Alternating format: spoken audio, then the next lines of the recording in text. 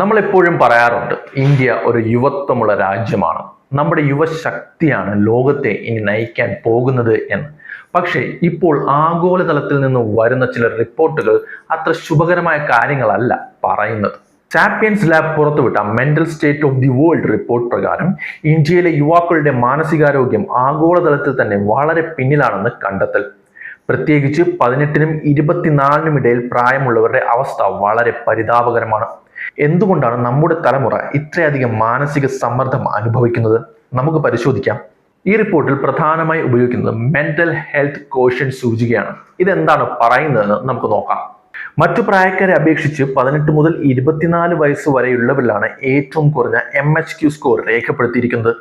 അതായത് നമ്മുടെ മുൻ തലമുറയേക്കാൾ മാനസികമായി തളർന്നിരിക്കുകയാണ് ഇന്നത്തെ യുവാക്കൾ. പഠനത്തിൽ പങ്കെടുത്ത പകുതിയിൽ കൂടുതൽ കുട്ടികളും ഡിസ്ട്രസ്ഡ് ആണ്. അതായത് അതിസങ്കീർണമായ മാനസിക സമ്മർദ്ദങ്ങൾ നേരിടുന്നവരാണ്. റിപ്പോർട്ട് ഉദ്ധരിച്ച് പറയുകയാണെങ്കിൽ യുവാക്കളുടെ ഈ മാനസിക തകർച്ച കേവലം ഒരു താൽക്കാലിക പ്രതിഭാസമല്ല, മറിച്ച് സമൂഹത്തിന്റെ ഘടനയിലുണ്ടായ മാറ്റങ്ങളുടെ പ്രതിഫലനമാണ്. എന്തുകൊണ്ടാണ് ഇത് സംഭവിക്കുന്നത്?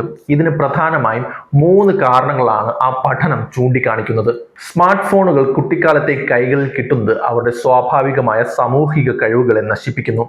മറ്റുള്ളവരുമായി ഇടപഴകാൻ ഇവർക്ക് ഭയമാണ്. നമ്മൾ കഴിക്കുന്ന ഭക്ഷണം നമ്മുടെ മാനസികാരോഗ്യത്തിനെ അഫക്റ്റ് ചെയ്യുമെന്ന് കേട്ടിട്ടില്ലേ?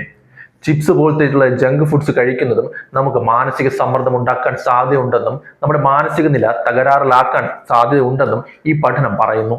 മുമ്പത്തെ പോലെ കൂട്ടുകുടുംബങ്ങളോ അല്ലെങ്കിൽ ബന്ധുക്കളുമായുള്ള അടുത്ത ബന്ധം ഇന്നത്തെ യുവാക്കൾക്കില്ല. ഇതവരെ ഒറ്റപ്പെടലിലേക്ക് നയിക്കുന്നു. ഈ പഠനത്തിൽ മറ്റൊരു കാര്യം എടുത്തു പറയുന്നുണ്ട്. നോർത്ത് ഇന്ത്യൻ സംസ്ഥാനങ്ങളെ വെച്ച് നോക്കുമ്പോൾ സൗത്ത് ഇന്ത്യൻ സംസ്ഥാനങ്ങളായ കേരളം, തമിഴ്നാട് എന്നീ സംസ്ഥാനങ്ങളിലെ യുവാക്കൾ അധികം മാനസിക സമ്മർദ്ദങ്ങൾ നേരിടുന്നില്ല എന്നാണ് പറയുന്നത്. ഇതിന് കാരണം അവർക്ക് നൽകുന്ന മികച്ച വിദ്യാഭ്യാസവും ആരോഗ്യപരമായ ഇവിടെയുള്ള മുന്നേറ്റവുമാണ്. എന്നാൽ ഇതിന്റെ അർത്ഥം കേരളത്തിലോ തമിഴ്നാട്ടിലോ ഉള്ള യുവാക്കളുടെ മാനസിക നില അല്ലെങ്കിൽ മാനസിക തകരാറുകളെ നമ്മൾ നിസ്സാരമായി കാണണം എന്നല്ല. മാനസികാരോഗ്യം എന്നത് ശാരീരികാരോഗ്യം പോലെ തന്നെ പ്രധാനമാണ്. എനിക്ക് കുഴപ്പമൊന്നുമില്ല എന്ന് നടിക്കുന്നതിലല്ല, മറിച്ച് പ്രശ്നങ്ങൾ തിരിച്ചറിയുന്നതിലും ആവശ്യമെങ്കിൽ സഹായം തേടുന്നതിലുമാണ് കാര്യം. നമ്മുടെ യുവത്വം തളരാനുള്ളതല്ല, വളരാനുള്ളതാണ്. ഈ റിപ്പോർട്ട് നമ്മുടെ മുൻപിൽ നമ്മുടെ കണ്ണു തുറക്കാനുള്ള ഒരു ഉദാഹരണമായി എല്ലാവരും കാണുക തന്നെ വേണം.